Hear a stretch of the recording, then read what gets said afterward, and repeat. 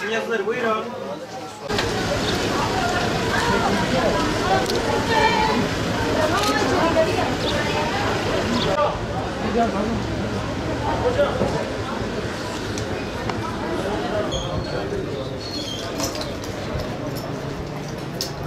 Cumartesi görüşürüz.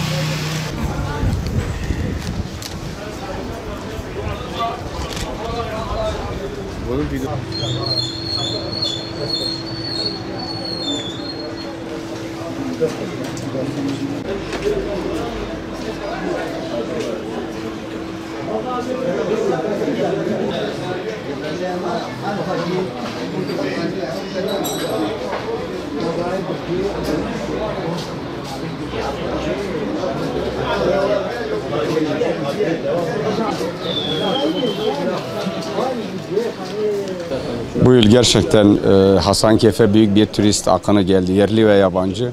Tabii bu Hasankeyf halkını memnun etti.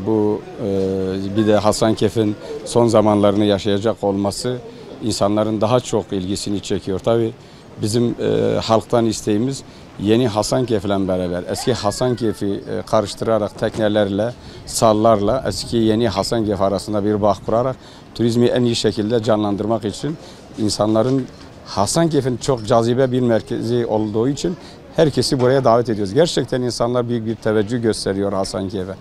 Yani Hasankeyf'le alakası olan olmayan, Hasankeyf'le ilgili her türlü düşüncesini söyleyemiyor. Bu bizim için çok önemlidir. Tabii bu taşınan kültür varlıkları Zeynel Bey, Hammam, İmam Abdullah Zavisi, Kızlar Camii, minareler, diğer camiler yeni Hasankeyf'te müzemizle beraber kültürel park olarak çok güzel bir yer hazırlanmış. Oraya gelecek tüm insanlar gerçekten Türkiye Cumhuriyeti Devleti tarihimizi nasıl taşıdığımızı görecekler. Tarihimizi nasıl gelecek nesillere devrettiğimizi görecekler.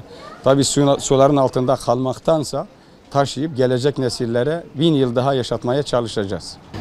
İsmim Zeki, soyadım Kaya'dır. Hasankeyf'te 10 seneye aşkın esnafım ben burada. Tabii Hasankeyf sular altında kalacağı için yerli olsun, yabancı olsun turistlerin yoğun bir akımına başlamış zaten.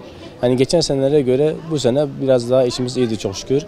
Niye diyecekseniz çünkü Hasankeyf'te su altında kalacağı için büyük ihtimalle bu sene sondur. Ondan dolayı turistler de diyor ki yani son bir kez daha bir görelim Hasankeyf'i su altında kalmadan önce.